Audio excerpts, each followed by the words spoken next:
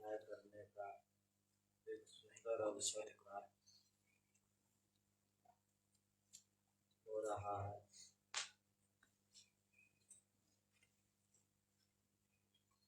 अब पिछले अनेक दिनों से हम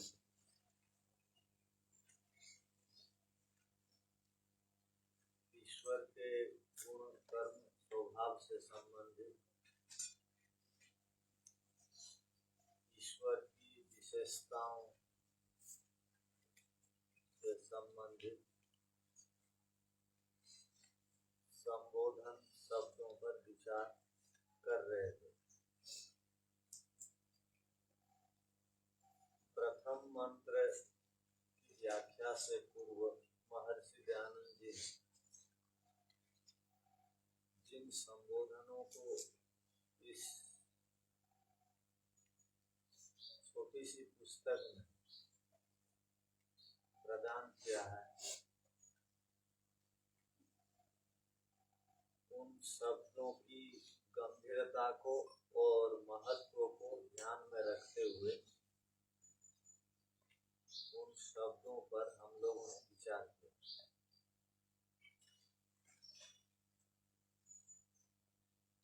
जो मनुष्य ईश्वर के विषय में जितना अधिक अवगत होता है, उसकी आध्यात्मिक उन्नति और अन्य प्रकार की समृद्धि उतनी अधिक होती है।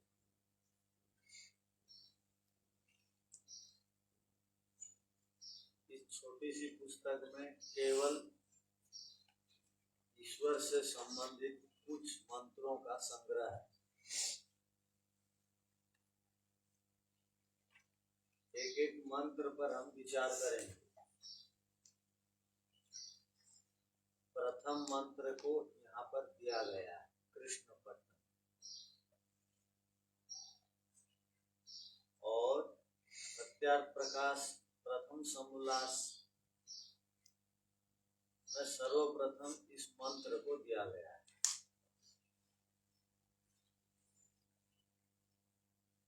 और जब गुरुकुलों में विद्यालय अवकाश होता है तो इस मंत्र का प्रथम चरण को पढ़ा जाता है। तो मंत्र यहाँ पर उपलब्ध है और इस पुस्तक में भाग इस मंत्र है।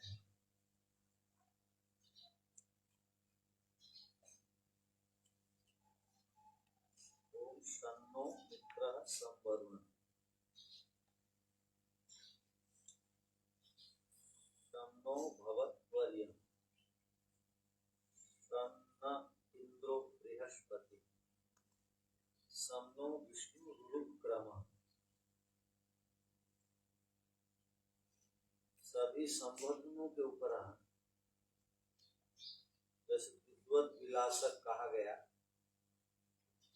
इसके उपरांत महर्षि दयानंद जी लिखते हैं इत्यादि अनंत विशेषण वाच्य, वाच्य माने कहे जाने। तो ईश्वर के लिए वो लिख रहे हैं अनेक अनंत विशेषण से ईश्वर को कहा जा सकता है। अनंत विशेषण ईश्वर के। और सर्वप्रथम इस मंत्र में आया शम नो, नहा माने हमारे, सम माने कल्याण करने वाले, मंगल करने वाले। ईश्वर हम सबके मंगल और कल्याण करते हैं।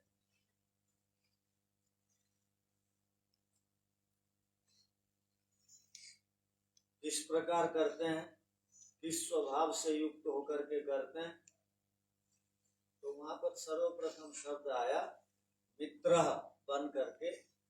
ईश्वर हम सब के लिए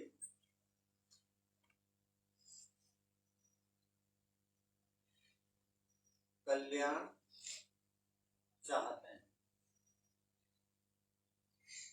अर्थात ईश्वर साक्षात मित्र है।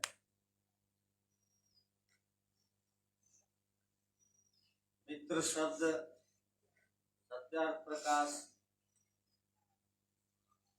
प्रथम समूलास में मंत्र की व्याख्या में आया है। अर्थात वहां पर मित्र शब्द को इमिदा स्नेह धातु से बनाया गया। महर्षि दयानंद ने वहां पर व्युत्पत्ति दी है मित्र शब्द, अर्थात व्युत्पत्तियों से हमको मित्र शब्द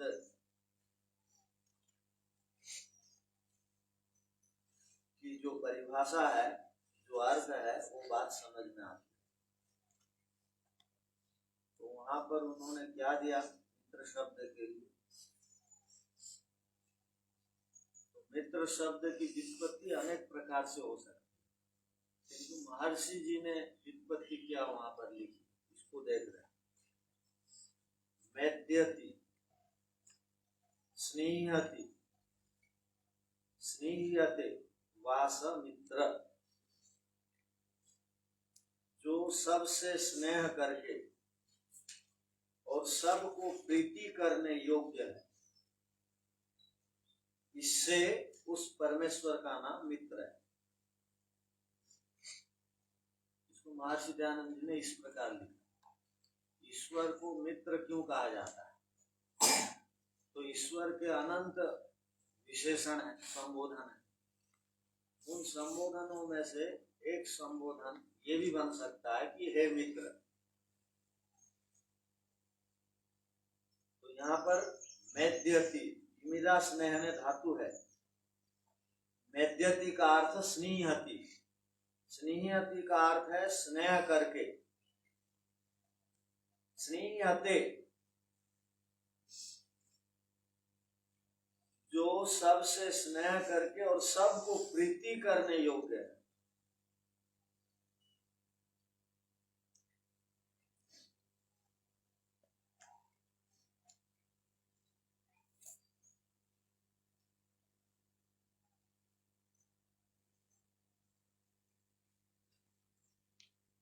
तो अनेक विद्वानों ने इस शब्द पर परिभाषाएं और व्युत्पत्तियां दी। और मित्र शब्द जो है तो लोक में एक प्रचलित शब्द है, अर्थात संसार में मित्र कहते ही एक परस्पर जिनके साथ जिनकी मित्रता रहती है वहां कुछ अपनापन झलकता है। जैसे हम मित्रों पर विश्वास करते हैं,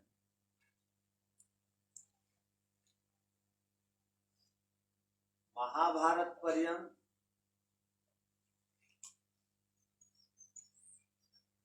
परस्पर जिनके साथ मित्रता होती थी, और महाभारत के उत्तर काल में जो परस्पर मित्र के बंधन में बंधते थे,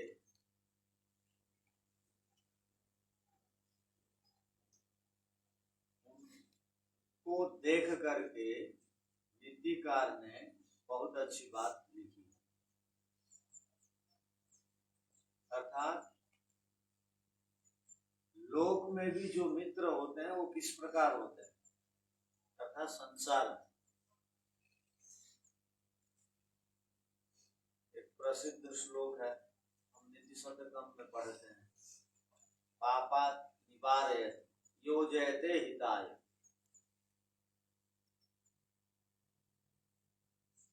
गुह्यं निगूहति गुणान् प्रकटीकरोति आपद्गतं च न जहाति ददाति काले सन्मित्र लक्षणमिदं प्रवदन्ति सन्तः। तो यहाँ क्या कहा गया? प्रथम चरण क्या है? पापान निवारयति, जो पाप से बचाता है उसको मित्र कहते हैं। पाप पापान निवारयति, हटाता है। हम लोग आजकल मित्र का शब्द का या मित्र बनने का दुरुपयोग करते हैं। यदि गलत मित्रों के साथ उठते बैठते हैं, अर्थात जो सुसंस्कारित नहीं है, गलत संस्कारों से युक्त हैं, ऐसे मित्रों को हम अपना दोस्त या मित्र बना लेते हैं तो उनके समान हो जाते हैं। किंतु यहाँ क्या कहा गया? पापान निवारयति, जो पाप से हटाता है। तो वैसे मित्रों को साथ रखने की आवश्यकता है जो पाप से हटाता है, और ईश्वर पाप से तो हटाते हैं। भय, लज्जा, शंका आदि प्रदान करके वो हमारे हृदय में है, और वो हमारे वास्तविक मित्र हैं। इसलिए हम वेद में क्या पढ़ते हैं? इंद्रस्य युज्यः सखा। मित्र को सखा शब्द से भी कहा जाता है।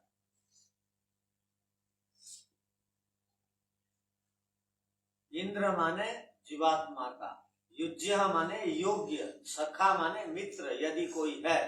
सबसे बढ़िया मित्र यदि जीवात्माओं का कोई है तो वो परम पिता परमेश्वर।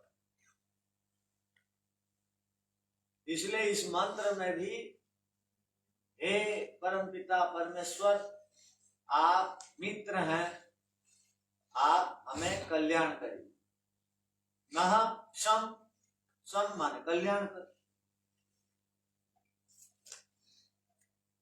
हम लोग शांति शब्द को सम धातु से, समु धातु से उपसमय अर्थ में बनाते हैं, जो उपशम करता है अर्थात दूर करता है, हटाता है दुखों से, कल्याणी कल्याण प्रदान करता है, वो शांति।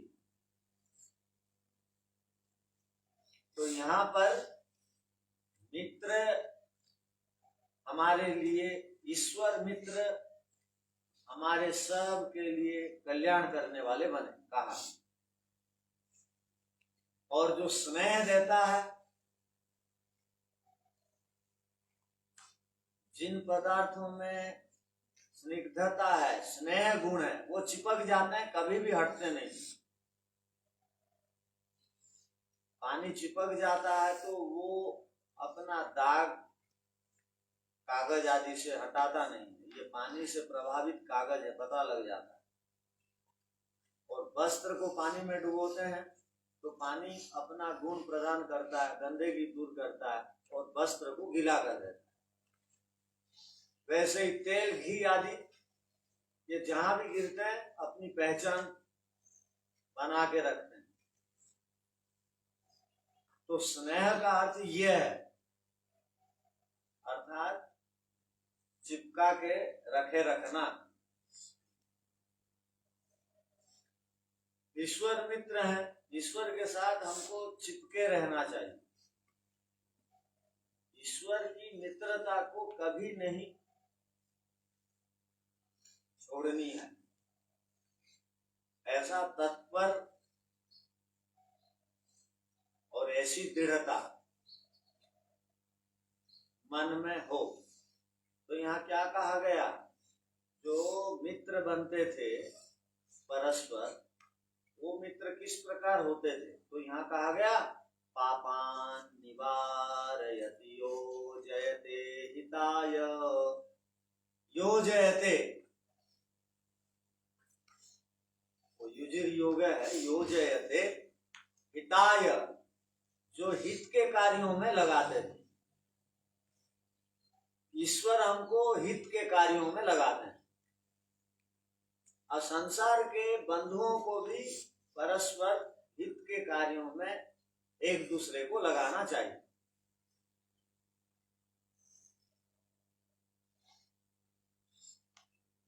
तो यहाँ क्या कहा गया? पापान निवारयति योजयते हिताय गुह्यम निगूहति।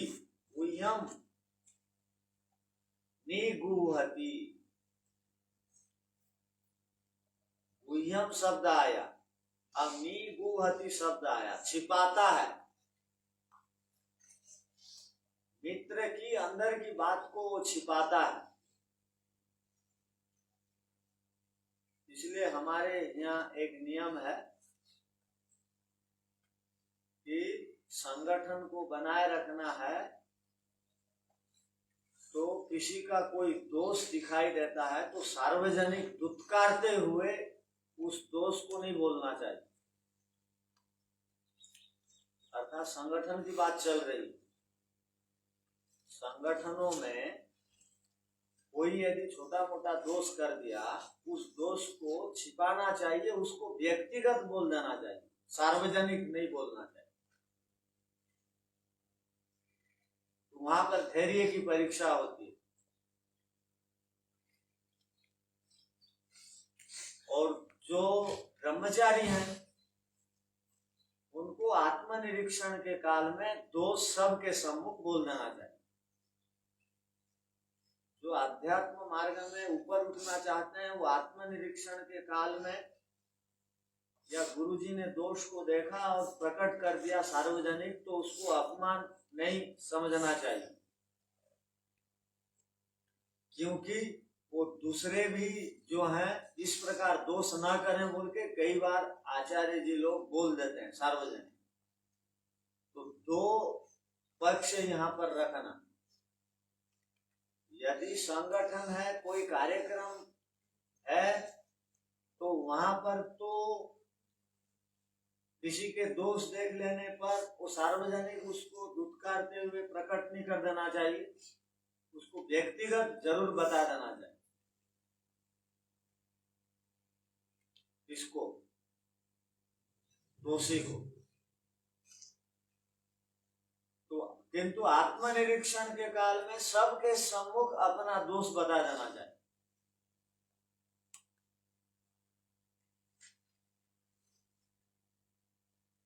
स्वामी श्रद्धानंद जी, महात्मा गांधी जी आदि डायरी लिखते थे। वो अपने जीवनी में अपने दोष को वो सार्वजनिक कर चुके हैं। तो दोष को सार्वजनिक कर देने के उपरांत दोष छूट जाते हैं।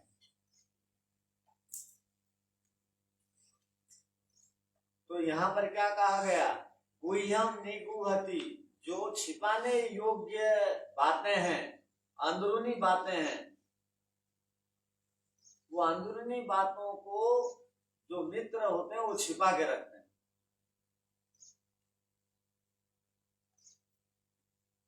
अर्थात दूसरों के समक्ष प्रकट नहीं करते हैं। वो अंदर से इन अवगुणों से युक्त है वो नहीं बताता, मित्र उसको छिपाता है। वो यम का छिपाने योग्य को निगूहति, छिपा देता है, प्रकट नहीं करता। तो क्या प्रकट करता है, तो कहा गुणान प्रकटी करोति, तो मित्र के गुणों को प्रकट कर देता है। आपतगतं च, आपत्ति काल में न जहाति, न जहाति, ओहात त्यागे धातु से जहाति, न जहाति, त्याग नहीं करता। आपत्ति के समय, विपत्ति के समय, संकट के समय मित्र को नहीं छोड़ता। इसलिए हम एक श्लोक, प्रसिद्ध श्लोक पढ़ते हैं, क्या, राजद्वारे श्मशाने च यह तिष्ठति स बांधवः, क्या बोलते हैं, राजद्वारे श्मशाने च, जब राजद्वारे का अर्थ हो गया न्यायालय के समय, उसके ऊपर कोई आरोप प्रत्यारोप लग गया और उसको सजा हुई, वो कारागार चला गया, तो उस समय भी जो खड़ा होता है, साथ देता है। और श्मशान में जो साथ देता है, श्मशान में साथ देने का अर्थ क्या है, लोग जो है सुख के काल में सबके पास उठते बैठते हैं, जब श्मशान की बात आती है तो जाने को तैयार नहीं। और वैरागी बनने के लिए स्मशान जाना चाहिए, विवाह में नहीं जाने से चलेगा। अब विवाह में खाने को मिलता है उनके सब जाना चाहते हैं, और विवाह में जाने के लिए एक से एक पोशाक बना के रखते हैं पार्टियों में जाने के। स्मशान में किंतु कोई जाना नहीं था, जबकि हमारे शास्त्रों में कहा गया स्मशान बार बार जाना चाहिए, अस्पताल बार बार जाना चाहिए, मृत्यु के दृश्यों को बार बार देखने की आवश्यकता है। हम लोग अपने सांख्य दर्शन में पढ़ते हैं कि विवेक के बिना मुक्ति नहीं मिली, तो वहां पर कहा गया विवेक प्राप्ति का उपाय क्या? तो कहा गया विवेक प्राप्ति का उपाय है उपदेश सुनो। शास्त्रों में लिखी बातों को, वेद की बात, दर्शनों की बात जो भी बताते हैं उनसे उपदेश के माध्यम से सुनो। उपदेश सुनने से विवेक हो जाता है। किसको? तो कहा केवल जो ब्राह्मण है उन्हीं को वेद सुनना चाहिए, ऐसी बात नहीं। उन्हीं को पढ़ाई करनी चाहिए, ऐसी बात नहीं। क्षत्रियों को भी पढ़ाई करनी चाहिए। उसके बाद कहा पिशाचों को भी पढ़ाई करनी चाहिए, अर्थात उपदेश सुनना चाहिए। तो उपदेश प्रत्यक्ष सुनो विवेक होगा, परोक्ष सुनो तो भी विवेक होगा। परोक्ष सुनने का अर्थ क्या है? यहाँ उपदेश चल रहा है और जो पकाते हैं, जो पाचक हैं, और यहाँ जो काम करने वाले हैं, वो भी यदि दूर से बैठ के भी सुनेंगे, साक्षात जो सुनता है उसको बोलते हैं प्रत्यक्ष सुनना। अब परोक्ष सुनने का अर्थ क्या है? वो दूर में रह करके वो पकाने के काम कर रहे हैं। कई गुरुकुलों के पाचक जो हैं वो ब्रह्मचारियों के संस्कृत बोलना और पढ़ना सुन सुन करके वो भी संस्कृत बोलते थे, वो भी आगे चल करके विद्वान हो गए।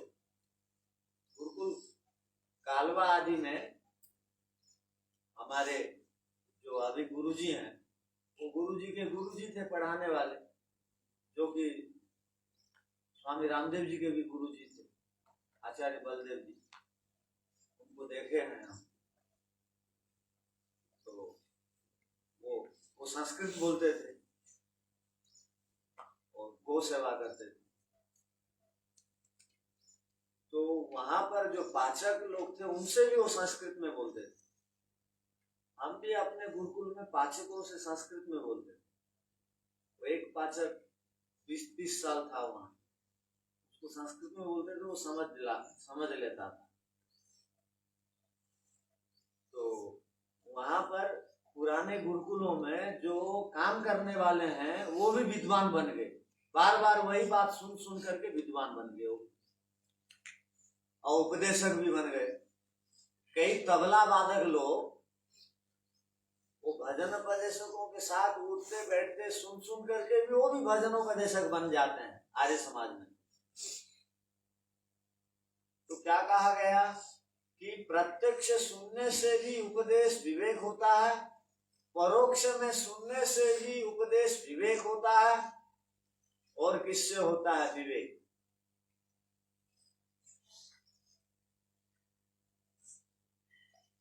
और किससे विवेक होता है? तो कहा घटनाओं को देखने से भी विवेक हो जाता है। इतनी विचित्र बात बताई। केवल ब्राह्मण ही सुनने से विवेक होगा ऐसी बात नहीं है। क्षत्रिय, वैश्य, शूद्र कोई भी सुने सबको विवेक हो सकता है, और परोक्ष में सुने उसको भी विवेक हो सकता है।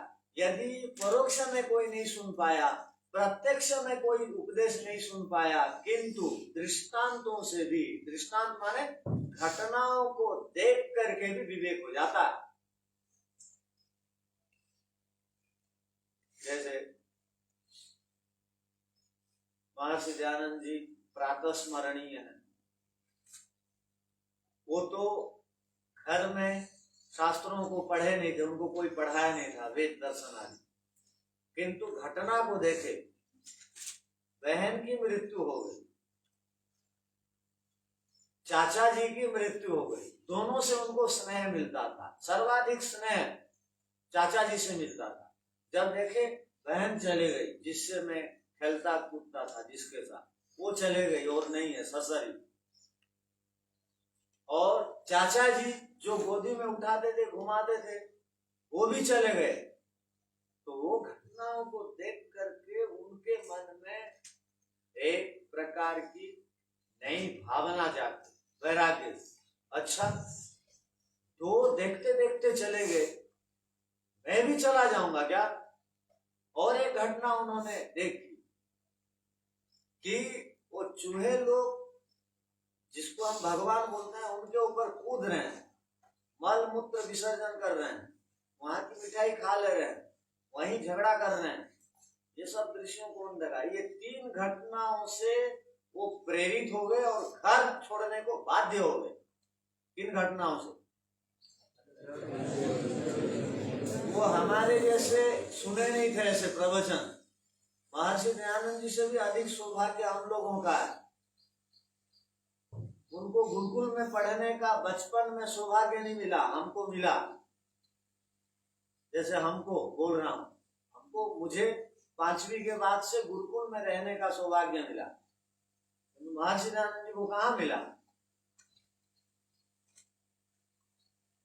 वो तो 30 साल के बाद वो गुरुकुल में आया। गुरुकुल उस समय क्या, वो संस्कृत पाठशाला थी जहाँ व्याकरण पढ़ाया जाता था, मथुरा में।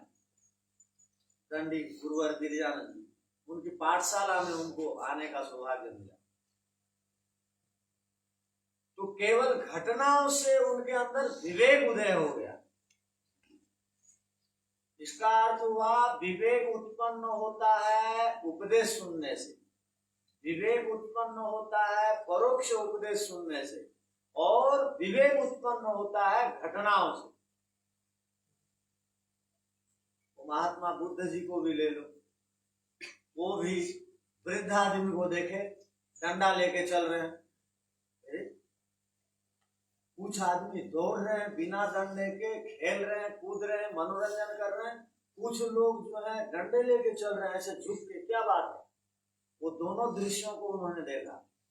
अच्छा, उन्होंने पूछा ये कौन? ये वृद्ध हैं, ये इनकी स्थिति ऐसी क्यों हुई? नहीं, ये भी एक दिन कुमार थे, शिशु थे, दूध पीते थे, बड़े हुए, और आज ये वृद्ध हो गए। और देखे वो नगर में घूम रहे हैं, कुछ लोग जो है सब में किसी को ले जा रहे हैं स्मशान, रोना धोना करने के साथ। उन्होंने उस दृश्य को देखा, उस घटना को उन्होंने देखा, तो पूछा ये क्या है? नहीं, ये हमारे जैसा किसी आदमी जो है, जीवंत आदमी था आज, और उसका जीवन नहीं, इसको जलाने के लिए। अच्छा, तो उनके मन में एक चोट लगी।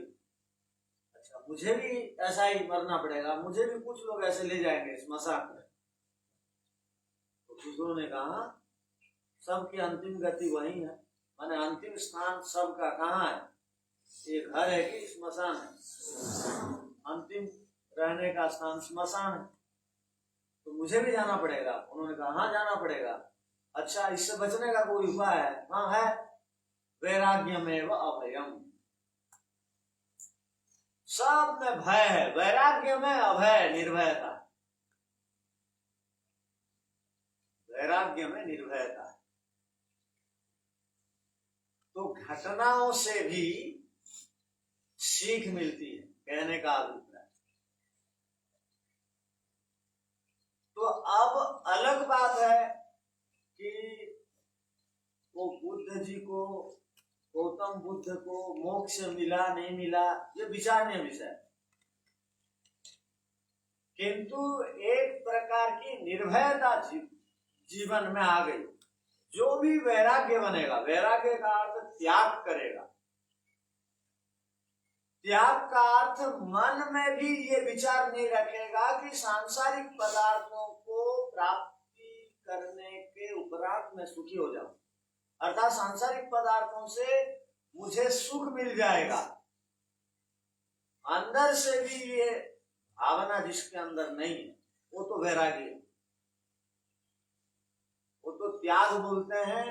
केवल त्याग बोला जाता है, अंदर से तो कोई पूरी तरह विषय वासना से मुक्त नहीं हुआ, किंतु बाहर से फुल पैंट फुल शर्ट पहनना छोड़ दिया है, बाहर से वो फिल्म नहीं देखता, गलत काम नहीं करता और दुर्गुण दुर्व्यसनों से मुक्त है, तो बाहर से छोड़ने को तो त्याग कहा जाता है, किंतु अंदर से जो छोड़ देता है उसको कहते हैं वैराग्य। क्या कहते हैं? वैराग्य। अंदर से भी जो सात्विक है, कलमश पाप मुक्त है, अर्थात किसी पदार्थ के प्रति राग नहीं रखता, तो हम लोग सुन रहे हैं मित्र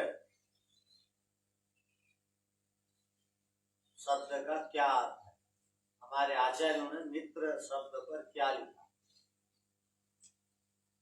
तो गुह्यम निगूहति गुणान प्रकटीकरोति, गुणों को जो प्रकट करता है,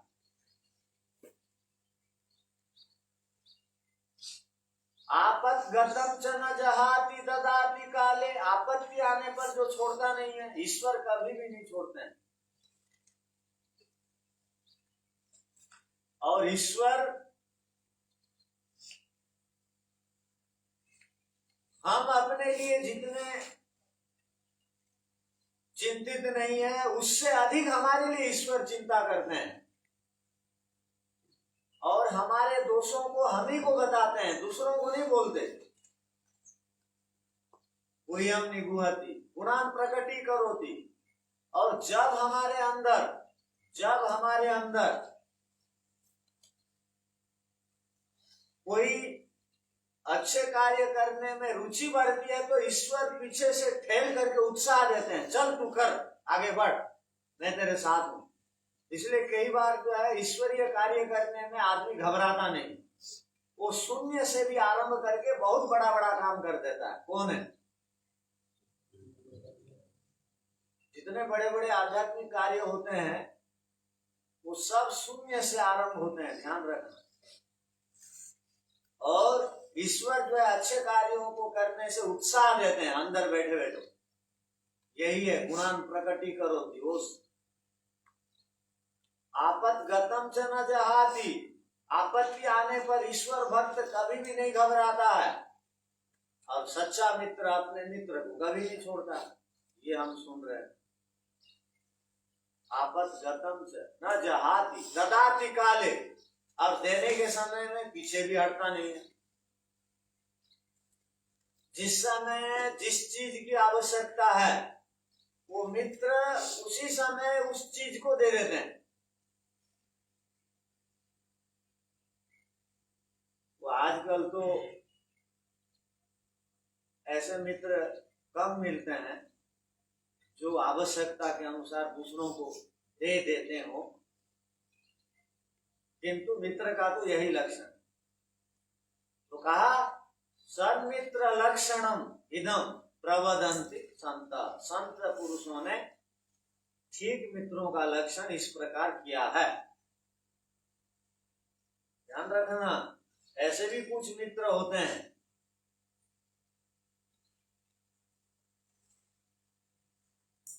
ऐसे मित्र होते हैं। आचार्य चाणक्य जो है मित्रों की पहचान ठीक करने में सक्षम हुए।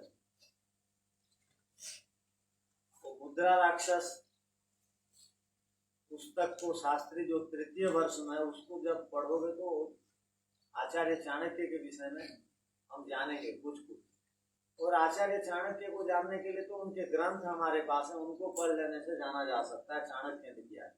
तो उन्होंने चाणक्य नीति में एक बड़ा ही महत्वपूर्ण एक नीति वाक्य श्लोक के माध्यम से लिखा है। क्या वो लिखते हैं? परोक्षे कार्य हंतारम प्रत्यक्षे प्रियवादिनम वर्जयन् तादृशम मित्रम विष कुंभम पयो मुखम, क्या लिखते हैं? विष कुंभम पयो मुखम। पयो, पया कहते हैं दूध, दूध मुंह में लगा हुआ है। अब दूध मुंह में लगा हुआ है तो क्या सोचेगा आदमी? अंदर भी दूध गया है सोचेगा। दूध मुंह में लगा है तो क्या सोचेगा आदमी? अंदर भी दूध है सोचेगा। किंतु कुछ लोग हैं बाहर तो दूध को ऐसे चिपका रहते हैं, किंतु अंदर उनका विष भरा रहता है। इसका अर्थ क्या हो गया? पयोमुख का अर्थ हो गया जो सामने तो प्रशंसा करते हैं, आप बहुत बढ़िया आदमी, आप बहुत बढ़िया आदमी, प्रत्यक्ष प्रियवादिनम, आप बहुत बढ़िया आदमी, आप बहुत बढ़िया आदमी। परोक्ष कार्य अंतारम, और परोक्ष में छिपे छिपे हमारे कामों को बिगाड़ने के लिए दूसरों को हमारे विरुद्ध में भड़काते हैं और हमारी निंदा करते हैं, हमारे पैर खींचते हैं, स्वयं सामने नहीं आते, दूसरों को लगा देते हैं। तो इस प्रकार के मित्रों को तत्काल छोड़ देना चाहिए, किंतु ईश्वर ऐसे मित्र नहीं है, ध्यान रखना। ईश्वर परोक्ष कार्य हंतारम नहीं है, माने पीठ पीछे हमारी हानि नहीं करते, किंतु आजकल के लोग पीठ पीछे हमारी क्या करते हैं और सामने क्या करते हैं? अर्थात पेट में तो विष का कुंभ भरा हुआ है, मुंह में केवल दूध चिपका हुआ है। वो दूध को देख करके हम समझते क्या है? दूध अंदर भरा हुआ है इस आदमी का। तो उन ऐसे लोगों को कहा जाता है पयोमुख वाले, अर्थात प्रत्यक्ष प्रियवादिनम। जो प्रत्यक्ष में प्रिय बोलते हैं वो पयोमुख वाले हैं, और परोक्ष कार्य अंतारम विष कुंभ वाले। ऐसे मित्रों को स्थान नहीं देना चाहिए। तो मित्र किस प्रकार के हो? तो हम लोग पढ़ते हैं शोकाराति भयत्राणम प्रीति विश्रम्भ भाजनम केन रत्नमिदं सृष्टम मित्रम इति अक्षरद्वयम। कितनी बड़ी बात हमारे नीतिकारों ने कहा। नीतिकार बोलते हैं केन माने किसने ये मित्र शब्द दो अक्षरों वाला को बनाया है। क्या बोलते हैं? ये रत्न जड़ित शब्द है, रत्नों से युक्त ये शब्द है, दो अक्षरों वाला मित्र शब्द है। इस मित्र शब्द दो अक्षर वालों को किसने बनाया जो बिल्कुल रत्न के समान है? किसने बनाया? कि जो भी जिसका मित्र बन जाता है वो शत्रुओं से उसको बचाता है और हर समय विश्वास को बढ़ाता है। देखो ब्राह्मण, मैं आपके साथ में हूं, हम दोनों मिलके 1-1-11 हो जाएंगे, 1-1-11 हो जाएंगे तो 1, 2, 3, 4, 5, 9 आदमी 10 आदमी तक को तो वो कर सकते हैं। 11 आदमी की शक्ति अधिक है या 1 से 9 तक की शक्ति अधिक? तो वो बोल रहे हैं कि वो विश्वास बढ़ाने वाले और भय को और शत्रुओं को अपने से दूर भगाने वाला जो मित्र है, ऐसे मित्र जो रत्न के समान है, हितकारक है, ऐसे मित्र शब्द दो अक्षर वाले को किसने बनाया? तो ऐसे भी हम लोग पढ़ते हैं। हम लोग ईश्वर से क्या कहते हैं? स्वस्तिवाचन शांतिकरण मंत्र में एक मंत्र आता है, अंतिम मंत्र, क्या? हाँ, अभयम मित्रा, अभयम अमित्रा। ईश्वर से हम प्रार्थना कर रहे हैं, हे ईश्वर, मेरे जो मित्र हैं उनसे मुझे निर्भयता मिले, और अमित्रम जो हमारे शत्रु हैं उनसे भी आप ऐसे मित्र हैं मुझे बचाइए, उनसे भी मुझे निर्भयता अभयता मिले। अर्थात ईश्वर के ऊपर हम भरोसा करके प्रार्थना कर रहे हैं, हे ईश्वर, मेरे मित्र मुझे धोखा देने वाले ना हो, भय दिखाने वाले ना हो, आप मेरे ऐसे मित्र हैं। अर्थात ईश्वर को किस प्रकार का मित्र यहाँ पर दर्शाया गया है? हम विचार कर सकते हैं। यदि हम परस्पर मित्र बनते हैं तो ईश्वर के समान मित्र बने, और परोक्ष कार्य हंतारम वाले मित्र बनेंगे। विश्व कुंभ वाले मित्र बनना चाहिए। किंतु कहा गया संसार में किसी को भी हम मित्र बनाएं, नीतिकारों को मानना पड़ेगा। इसलिए हमारे जितने पूर्वज थे वे सब के सब नीतिकारों के वचनों को भी ध्यान रखते थे। इसलिए बचपन में माताजी पिताजी अपने बच्चों को नीतिकारों की बातें याद करवाते। तो एक नीतिकार ने, आचार्य चाणक्य ने तो कहा है, क्या कहा है, न विश्वसेत कुमित्रे च मित्रे चापि न विश्वसेत कदाचित कुपितम मित्रम सर्वम गुह्यम प्रकाशयेत। और क्या लिखते हो, उन्होंने लिखा न विश्वसेत कुमित्रे च मित्रम चापि न विश्वसेत कदाचित कुपितम मित्रम, कदाचित कुपितम मित्रम सर्वम गुह्यम प्रकाशयेत। कभी भी अत्यधिक विश्वास किसी शत्रु से, कुमित्र से नहीं कर लेना है। देखते हो कि वो बार बार पीछे से आज तक हमारी हानि करते आ रहा है, तो उसको अत्यधिक विश्वास नहीं करना चाहिए। वो फिर भेद खोल देगा वो जुड़ जाने पर। और एक बात, क्योंकि आचार्य चाणक्य के जीवन में ये घटनाएं घटी थी, इसलिए वो कह रहे हैं कभी भी कुमित्र पर, शत्रु पर या धोखा देने वालों के ऊपर पूरी तरह विश्वास मत करना। और वो लिखते हैं आगे, क्या लिखते हैं, मित्र के ऊपर भी ईश्वर के समान भरोसा मत कर लेना। मित्र भी कर सकते हैं, वैदिक मित्र नहीं होंगे तो लौकिक मित्र, तो जो ईश्वर को नहीं मानते, पुनर्जन्म को नहीं मानते, कर्म फल को नहीं मानते, वो तो धोखा दे देंगे। स्वार्थी मित्र धोखा दे देते हैं। और जो कर्म फल को मानता है, जो पुनर्जन्म को मानता है और वेद आदि को सुनता है, जैसे हम लोग और ब्रह्मचारी गण सुनते हो, तो हम जिसको वचन दे देते हैं एक बार, तो उसको तो पूरा नहीं करने से तो ईश्वर का भय रहता है साथ में। तो यहाँ पर क्या कहा गया कि सांसारिक जो मित्र हैं उनके ऊपर इतना भी भरोसा मत कर देना कि कभी वो कुपित होने पर हमारे सारे भेद को खोल दे। इसलिए ईश्वर मित्र को बनाने की आवश्यकता है। इन मित्रताओं में क्या हानि है, उस हानि को भी हम लोगों ने सुना। अर्थात लौकिक मित्रता में भी हमारी पूरी तरह उन्नति की संभावना नहीं है। लौकिक मित्रों से हम उन्नति कर लेंगे ये तो नहीं कहा जा सकता, किंतु उसके साथ यदि हम मित्र बन जाते हैं, ईश्वर के साथ हमारी यदि मित्रता हो जाती है, तो हम कभी भी धोखा नहीं खाएंगे, कभी भी भयभीत नहीं होंगे, कभी भी हमारी अवनति नहीं होगी, हम चरम उन्नति को प्राप्त होंगे।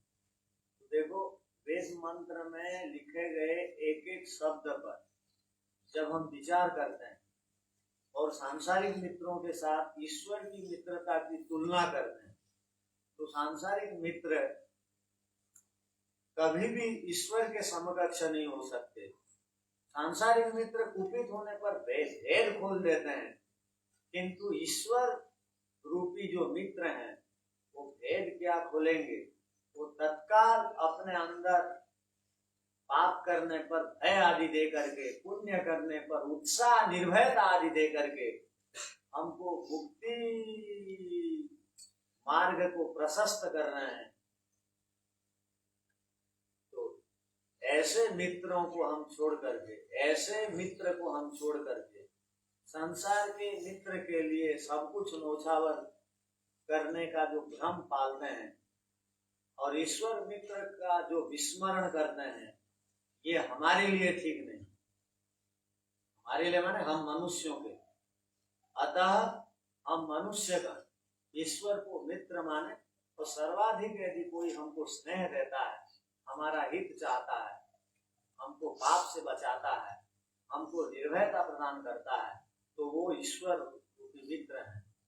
ऐसे मित्र के शुद्ध स्वरूप को हम जानकर उनके साथ हमारी मित्रता दृढ़ता के साथ हो, इन्हीं पवित्र भावों के साथ हम आज की कक्षा को यहीं विराम दें।